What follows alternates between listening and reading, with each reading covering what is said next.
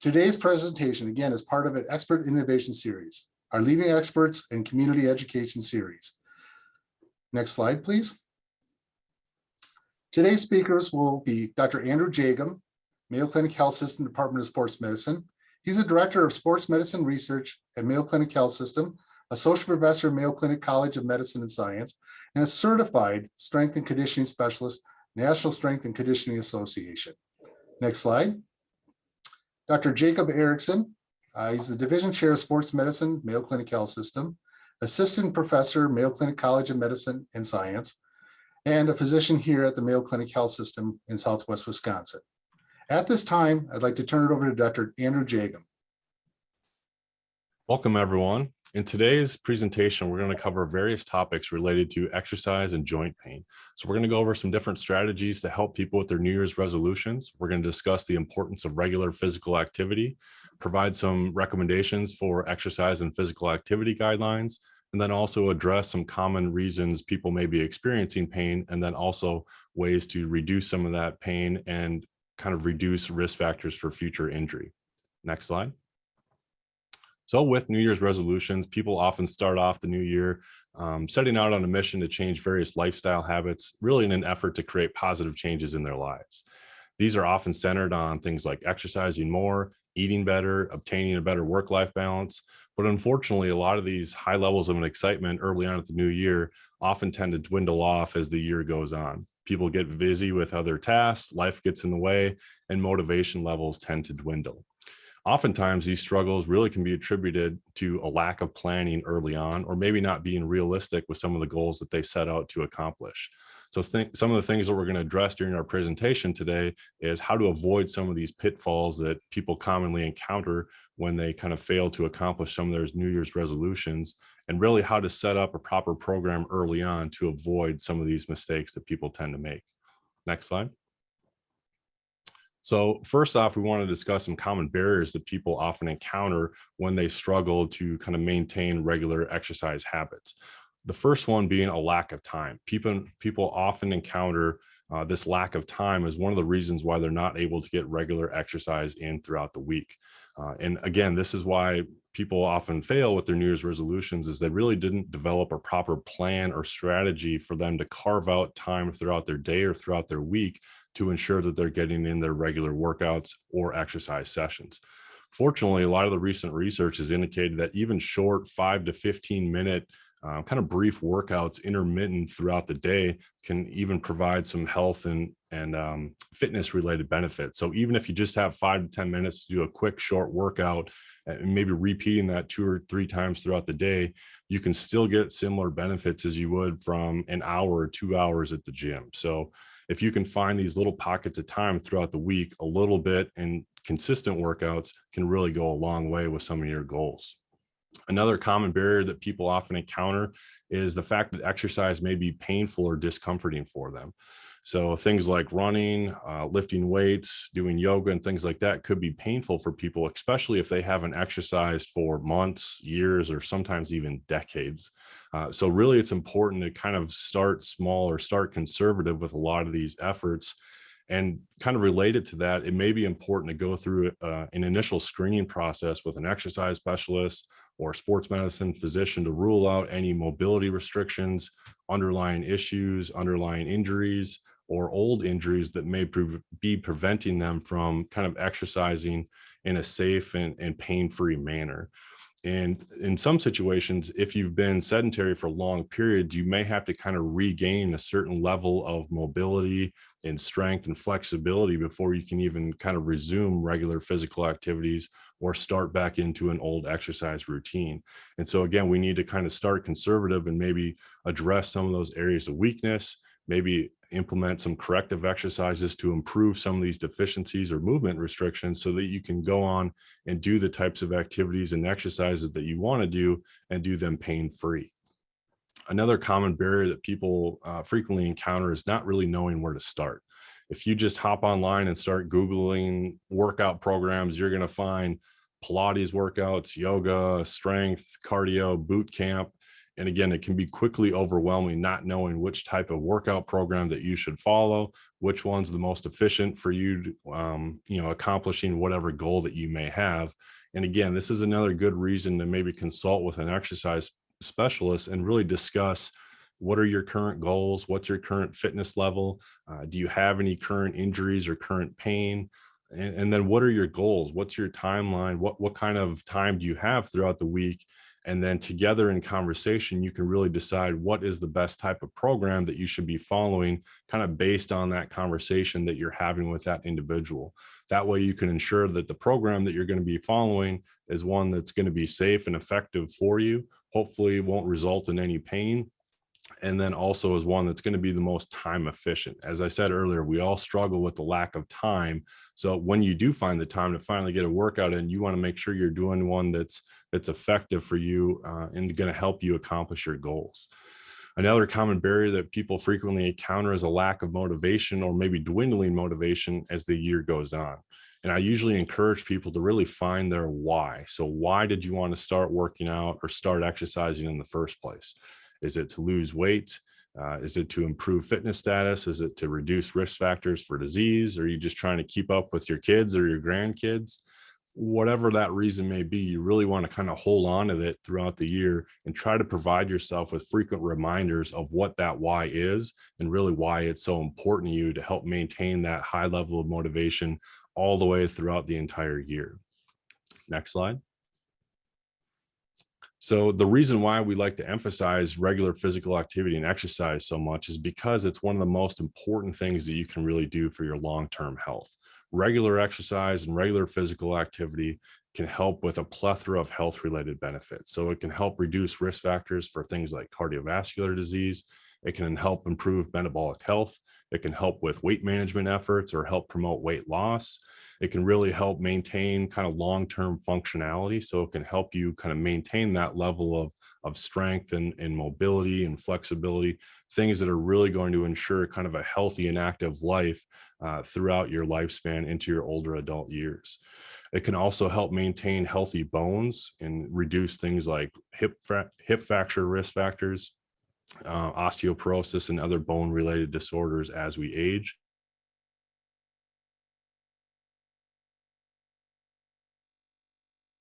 Find a fitness program and an exercise program that works for everyone and it's effective for you, and also one that you can do long term and it's going to be sustainable for you. Next slide. So what does that program look like, or what does kind of the optimal fitness program look like? Again, it really depends on some of those conversations that you may be having with a personal trainer or an exercise specialist or primary care provider. But in theory, we would want that program to kind of encompass a wide variety of different exercise modalities. So ideally, 1 to 3 days a week, we would want to implement what's called aerobic exercise, or sometimes referred to as cardio exercise. So this can be anything that kind of gets your heart rate up and something that you can do sustainably for 10, 15, half an hour, or even an hour in some situations. So anything like jogging, running, swimming, biking, hopping on an elliptical, stationary bike, anything like that is what we would constitute as aerobic exercise. Again, 1 to 2 days a week, we would also want to implement what's called strength training or resistance training types of activities. And this can be something as simple as body weight exercises. We could utilize resistance bands, free weights, machines if you happen to be a member at a gym or a fitness center. So there's a lot of different tools that we can use, again, for strength training types of activities. And then another type of activity that we really want to do on almost a daily basis, if possible, is regular stretching, mobility, or flexibility types of exercises. And these are really going to reduce risk factors for injury later on in activities of daily living or with future kind of exercise program efforts. But this regular stretching and mobility type of work, again, is really going to ensure that you can do future activities safely with proper form and technique, especially if you haven't done things in a long period of time. You're likely really going to have to start and focus a lot on some of these mobility activities to develop that kind of foundation of proper movement, flexibility, and even strength in certain situations. And then lastly, kind of outside of what we refer to as a structured exercise or workout, it's really important to engage in regular movement or physical activity throughout the day as much as possible. So trying to break up periods of sedentary behavior and really just not sit at a desk or sit on a couch for 4, 6, 8 hours at a time. So finding small reasons to get up and move around as much as possible. Take the stairs, park in the back of the parking lot, go for brief walks throughout the workday, do some chores around the house. Again, whatever it is, just trying to get up and move as frequently as you can throughout the day. And again, that's something that we want to do daily on a regular basis. And really anything is better than nothing in those types of situations. Next slide. So another important component of success when it comes to kind of fitness related or exercise related New Year's resolutions is this adherence component or being consistent. So kind of with that in mind, it's really important that we choose an activity that you enjoy. And that's going to be a big component of long-term success. If you don't enjoy what you're doing, you're not likely to be doing it for very long. So again, with exercise, we can adapt to a lot of different individuals' interests or areas or things that they enjoy. So this can be outdoor recreational activities. You can go out skiing, hiking, biking. Again, really anything where you're moving around and kind of giving different types of activity and is going to be beneficial for you. Other components here to help promote adherence is maybe working out or meeting up with friends or finding an accountability partner, someone to help keep you on track and keep you motivated. Maybe that's joining a group exercise class or kind of being a part of an online fitness type community or engaging in some of these online challenges. Even activity trackers like Fitbit and Apple Watch sometimes have these kind of partner or friend challenges that you can utilize to, again, help kind of keep people on track, help motivate them to be consistent with their workout program. And another important component of adherence is, again, kind of being realistic and maybe even conservative early on. So really starting slow and progressing with your exercise program as you improve your fitness status and as you see improvements. So we really want to choose an activity that's kind of within your current physical capacity and not one that's going to increase your risk for injury, cause a lot of pain or discomfort, and again, kind of set you up to almost fail early on. So we don't want to go from 0 to 100 and start January 1 and go out and run 10 miles right away. So again, kind of starting small, working on maybe some areas or deficiencies and building up that good foundation that we can kind of add to over time. But again, anything is better than nothing, and consistency is really going to be the biggest key here when it comes to long-term success. Next slide. So kind of relating or going back to this kind of pain and discomfort versus injury type of topic. It's somewhat normal to experience mild levels of discomfort during exercise, especially if you're doing things that you're not accustomed to. So if your muscles get a little bit sore, again, you feel kind of tired and run down in your first couple of workouts of the year, that's somewhat okay and somewhat to be expected. And thankfully, it's something that will improve with regular exercise. So some of that discomfort, mild soreness, and things like that should dissipate the more frequently you engage in some of these different types of exercises and workouts.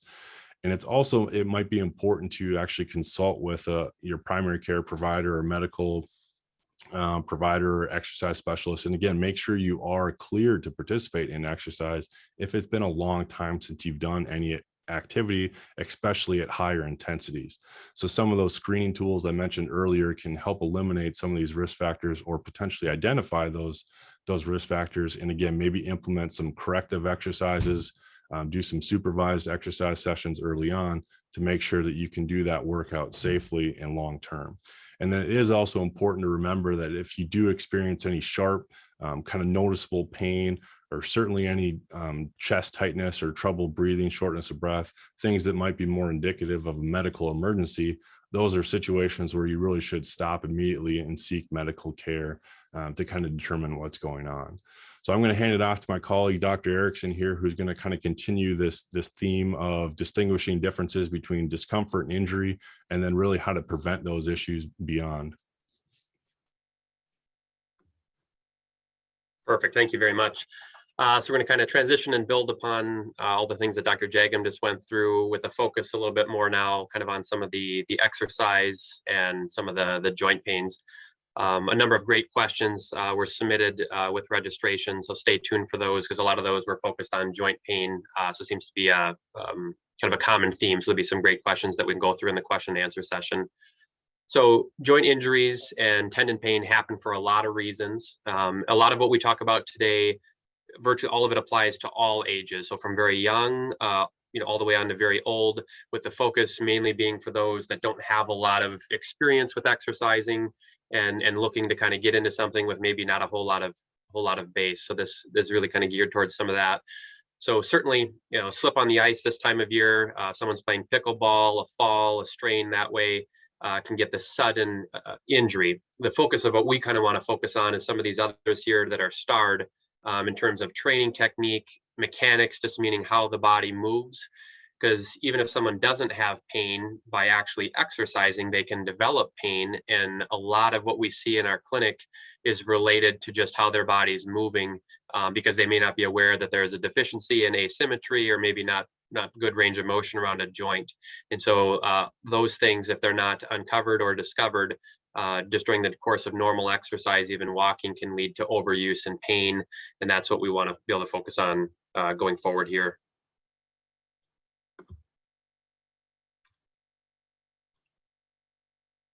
There we go.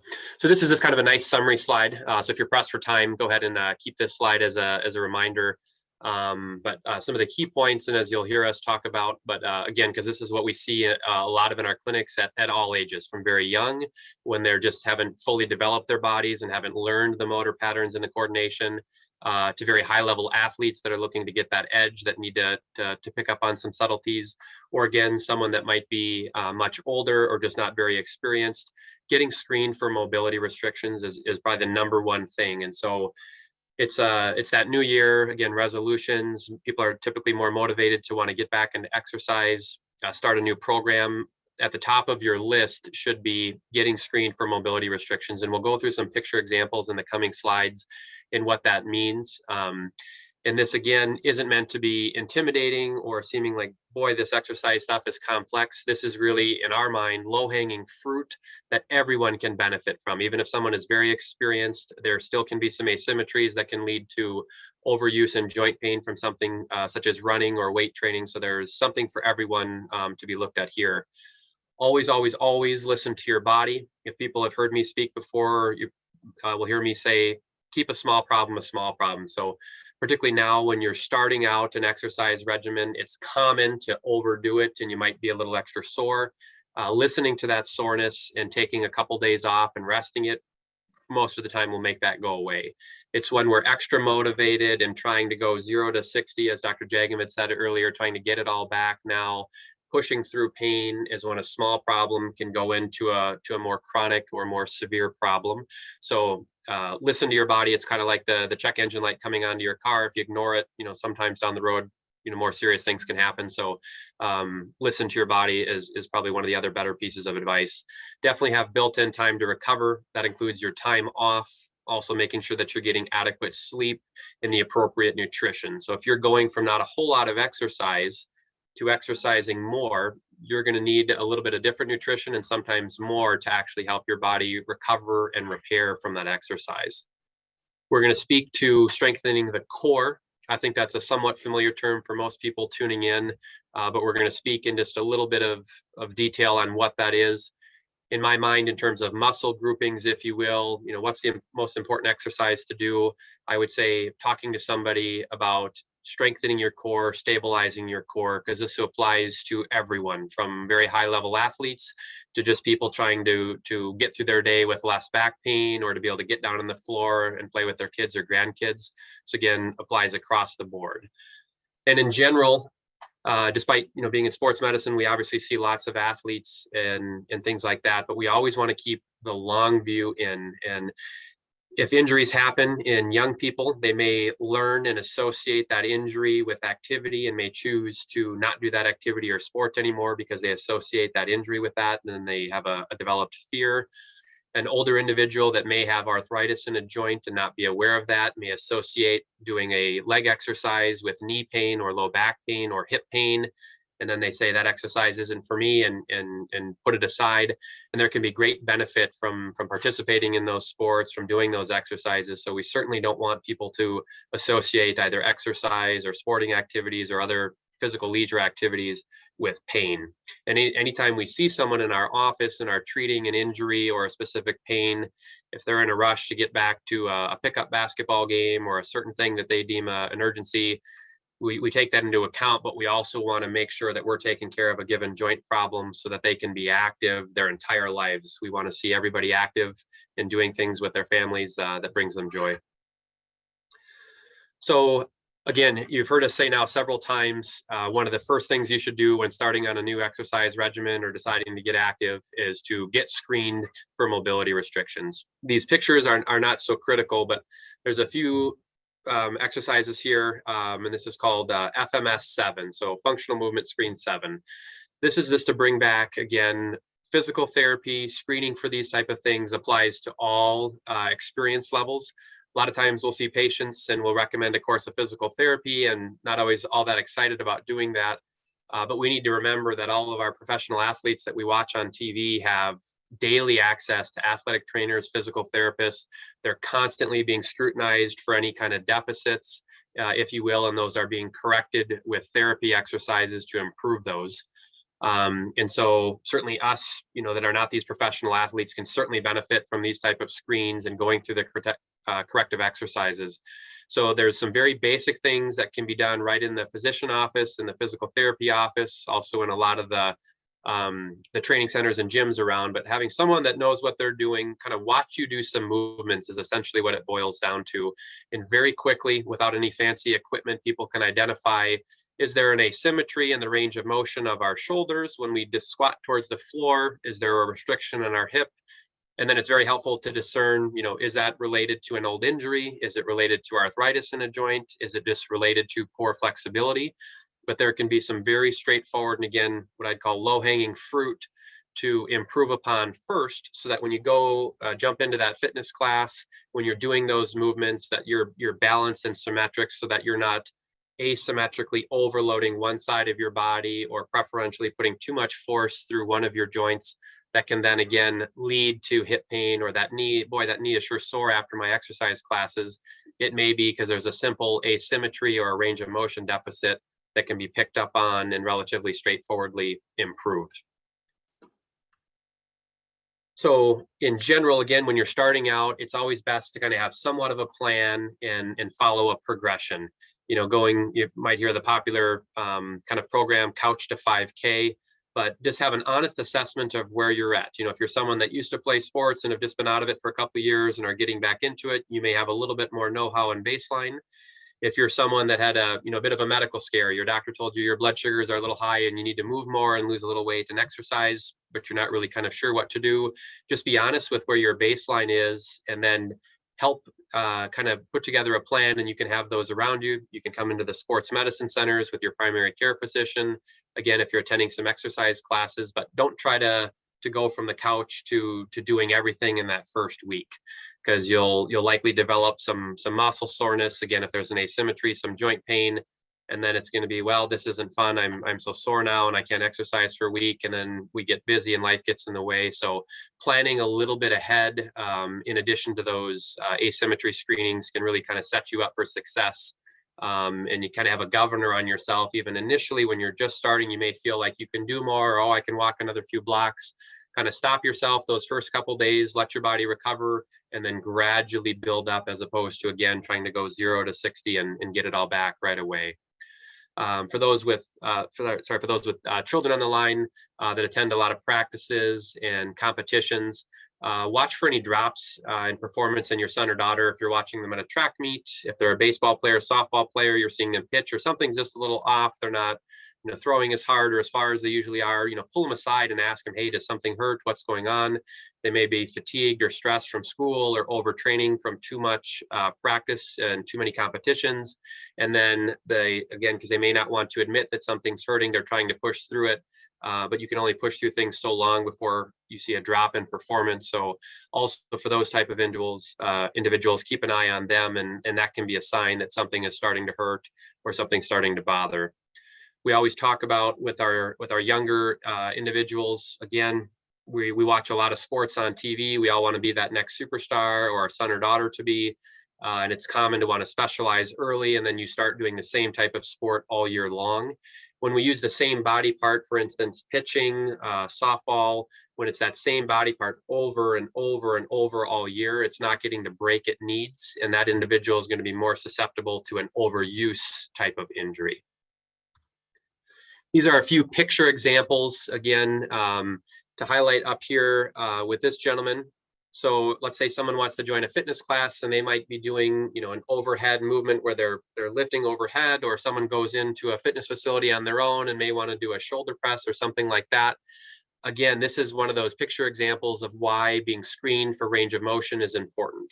So this shows on the left relatively neutral alignment, what we'd like to see. He has pretty good motion in his shoulder, upper and lower back, so we can create a relatively straight line with his body.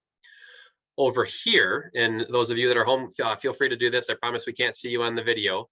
This is extremely common pattern that we see all the time. So this individual, very tight in the shoulders and tight in the upper back. Just with our society, a lot of computer work, we're crouched over our computers. We naturally kind of get this upper cross type of syndrome and lose some of the mobility. So if this gentleman wants to do an overhead lift, let's say he goes to a CrossFit class, he's motivated in the new year, they're doing an overhead movement.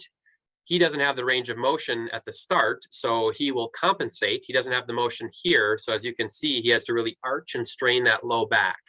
So again, if he's just looking or the teacher isn't really paying attention, he can do and get through the movement if the goal is to get that weight overhead, if you will, but he's not going to be able to tolerate that very long because he's going to start to strain that back, and he might just start associate fitness classes with low back pain. We may give up on those, or if they're really motivated, they continue to push through that pain that can lead to a stress injury in the low back. It would be a better scenario if you were to get screened, see this, go through some corrective exercises, get to this type of range of motion, and then go through the movement. And these are just similar examples. So something as simple as a squat. Again, someone with a trained eye, it doesn't take fancy equipment, it doesn't take long to correct, but we want to see roughly this type of movement as we go through that versus this. This type of movement applies to someone even just crouching down to pick up a grandchild off the floor.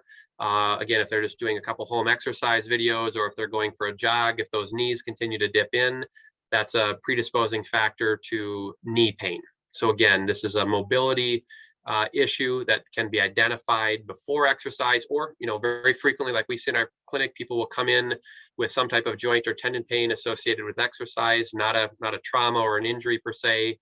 We go through some screening in the office, we identify some asymmetries, and then we'll prescribe some physical therapy, get that motion back, and then we can reincorporate back into their exercise of choice, pain-free, and then also much safer going forward. So the core, again, a familiar term to everyone. We'll show on a couple simple pictures, but again, if we had to, if someone asked me, what's the most important body part to train, if you will, I would simply say core, and then very closely followed by our lower body. As we age, it's normal for our core to become weaker and for our lower body muscles to atrophy a little faster than our upper body. Therefore, that makes us more predisposed to falls, and then more of the force will go through joints. So hip pain, low back pain, knee pain, ankle pain can become a little more common as we age. And therefore, with every year of life that goes by, strengthening our core and lower body becomes even more critical. So in general, we can think about the core as the area kind of around our midsection. We have muscles on the front of our body and muscles in our back, and then also muscles on the top, which is our breathing muscle or diaphragm, and then muscles in our pelvic. So there's an analogy, kind of the Coke can analogy, to think about the core. And if you think about a full can of Coke that's unopened, that has no creases in the side, and you just have that sitting on your desk, you can imagine you could stack a lot of books or a lot of weight. Next, if you have an empty can, but it's perfect, there's no crease, but it's opened and empty, if you stand that on there, a grown adult can actually stand on that can because there's perfect alignment on all the sides. So akin to the front of the body, in the back of the body, there's very good alignment. And using your breathing muscle and learning how to breathe properly to create pressure in your core is like making the can full again, and therefore you can think of that an empty can versus a full can. The full can withstand a lot more weight. And so learning how to, what we kind of quote unquote, engage your core by simple breathing techniques, and then certain exercises to kind of strengthen on the back and in the front, can really make you much more stable when doing any kind of exercise. And this doesn't just mean doing sit-ups and things like that. So I'll show a few examples, but so just if you picture yourself just standing upright, if someone was to come push you from any direction, in order for you to maintain your upright posture and not tip over, you're activating your core. So theoretically, any exercise that challenges you to maintain an upright posture and not tip over is essentially a core exercise. And those are all excellent exercises to incorporate into your workout regimen. These are just a few examples. And again, these are just kind of some of the simple ones that we will prescribe very frequently in our clinic. But just what I wanted to highlight is, again, it's very common. We will see problems in the clinic, prescribed physical therapy, and people aren't necessarily excited about taking the time to do that. We need to remember that our professional athletes that are in elite shape do this on a daily basis. They're doing these type of exercises. They're getting feedback from coaches and trainers, and they're constantly working on this type of work. So again, us regular people certainly can benefit from working with a therapist. Part of the reason why is there's a right way to do exercises and a wrong way. So if someone comes in, they have hip pain, or we need to work on strengthening their glutes or their backside or their bigger butt muscle, we might prescribe a side-lying clamshell. This is the right way to do it. This is an easier way to do that movement, but it's activating the wrong muscle. And so someone, if we just handed a sheet of paper or said, Google a couple images, they may think in their head, this is what they're doing and working their backside muscle. But if they're doing it this way, where they're tipping back because it's a mechanically stronger position, they will actually aggravate a different muscle in their hip flexor and may develop a new overuse pain. But then they're going to say, oh, those exercises you gave me didn't work. And so that's why in our practice, we do like to have a trained athletic trainer or a trained physical therapist, in addition to the physician exam, actually demonstrate and go over diagrams the proper way to do the exercise. So just like getting screened for those mobility restrictions, having someone watch you do the movement to make sure you're doing the exercise correctly. So again, you don't develop pain in a different area or overstrain an area by doing exercises, because that can get very frustrating for people. They come in for pain, they're prescribed exercises, and if anything, it exacerbates it. And it's likely a combination of there's an asymmetry that wasn't fully addressed, or the exercise movement isn't being done perfectly. And again, just the reason why we go through those relatively thorough, but those types of things are very important. So kind of rough take home message, any activity is better than nothing. It's a combination of trying to follow a whole food, nutritious diet. This doesn't need to be perfect.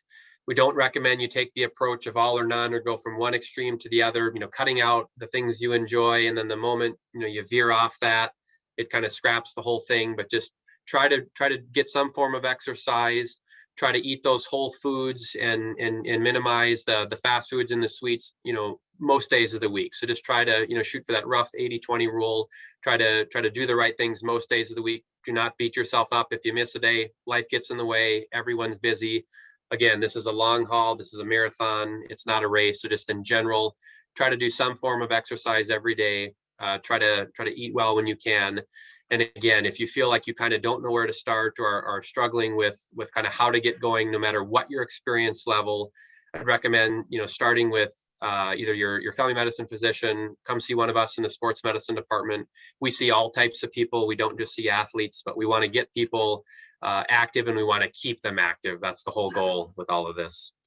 So in general, at our various health system sites, at the sports medicine team, the nice thing is you come in, you can frequently see the physician, as well as an athletic trainer, a physical therapist, an exercise physiologist like Dr. Jagim, nutritionists. We really take it as a team approach. Everyone needs a little more help in one area than the other.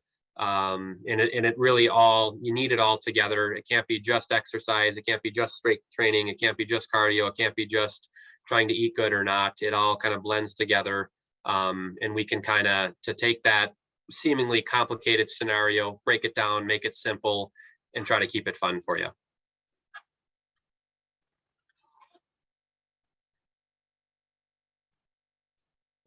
Gotta turn my mute off. So thanks, Dr. Jagim. Thanks, Dr. Erickson. That was a great presentation. Now we're going to move into our question and answer session. We have questions that were submitted, and feel free to ask questions on the Q&A button and tab as below. So please submit if you'd like. We're going to move into question and answers. If Dr. Jagim and Dr. Erickson can join, I'm going to pose these to you, and feel free which one of you feels most relevant to your area. So one of the questions we have is, how do I know if my joint pain is arthritis or something else? How would you answer that? Yep, and I would just say that the first time that you noticed the pain, kind of what were you doing? Was there any type of injury? How old you are? An older individual, say, in their 60s and older, may be a little more likely to have arthritis.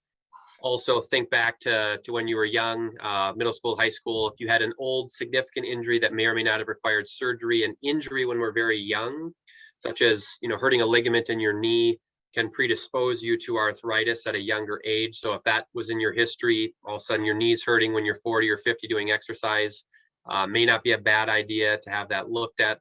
But in general, it's always okay to watch that sore, knee or shoulder for a few days. If there was no major, sudden trauma, so it's just a workout, something like that. If it's sore for a few days, go ahead and kind of watch it. If it's gradually getting better, okay to watch it. If it's just persisting despite a few days of rest with no kind of major injury, probably very reasonable to come in after 3 to 5 days. And any time that there's swelling around a joint, I would say that's never normal. Arthritis certainly can be a cause, but if we don't know that you have arthritis, anytime you have swelling around a joint, always best to get it checked out. Just a simple, sprain of a knee, such as something like that, shouldn't necessarily cause significant swelling. A sprained ankle, but again, that's an acute injury. So these overuse from workout and exercise type things should not cause significant swelling. Good. Thanks, Dr. Erickson. We received a number of questions surrounding diet and exercise. One, is there a diet best for weight loss? Is it really important for me to do diet and exercise to weight loss? I'll pose that to you, gentlemen, and please feel free to answer.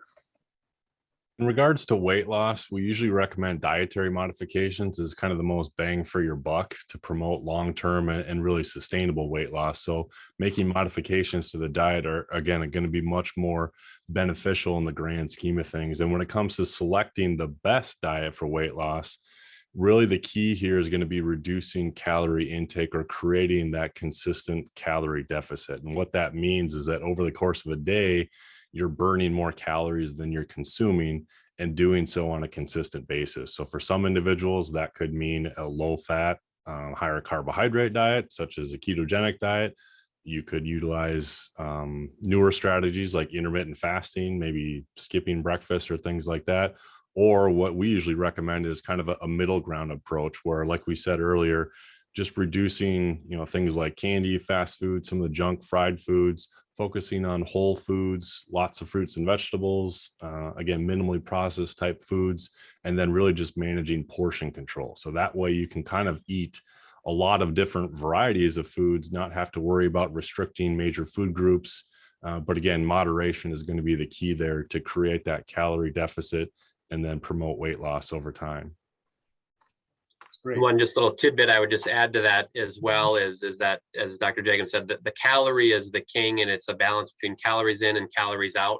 But I think it's always helpful to have a little more objective data to understand how many calories are you burning just existing with your given exercise. So it's easier to track with the free apps and things now, but you can either use an equation that you can find on the internet. We can actually calculate that for you in the clinic.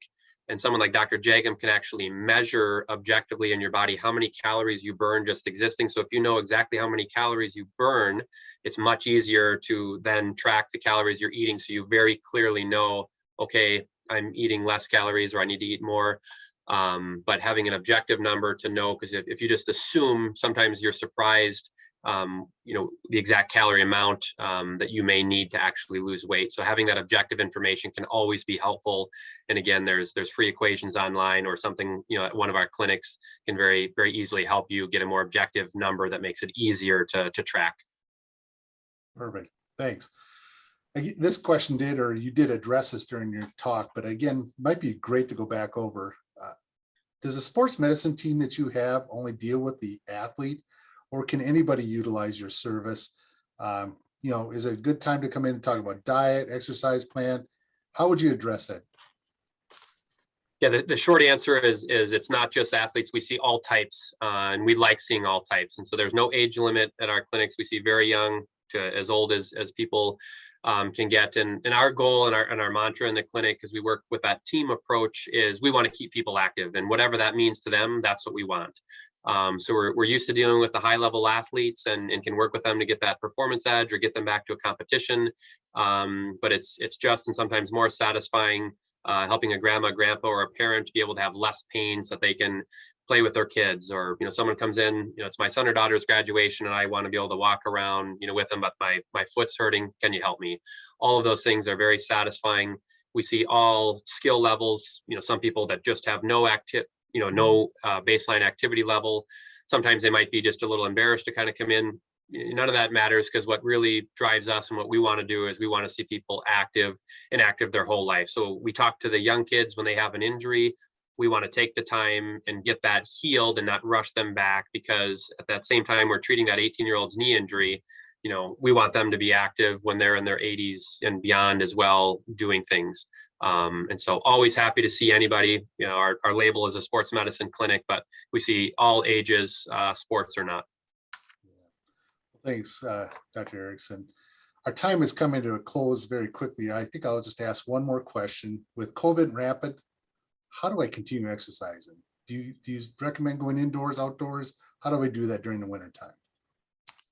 That has been a challenge the last couple of years during the pandemic. I would say, thankfully, exercise and physical activity is something that you can do both indoors and outdoors, depending on your comfort level. And then I would say, depending on kind of the precautionary measures that the local gym or fitness center has kind of been implementing for all their different members. So we obviously kind of recommend following health recommendations from the CDC and other health agencies to kind of protect ourselves from potential COVID exposure. But then beyond that, again, there's different exercise programs that you could do in your own house. Even with limited equipment, we can kind of help develop that program for you to kind of still get a quality workout, even within the confines of your home.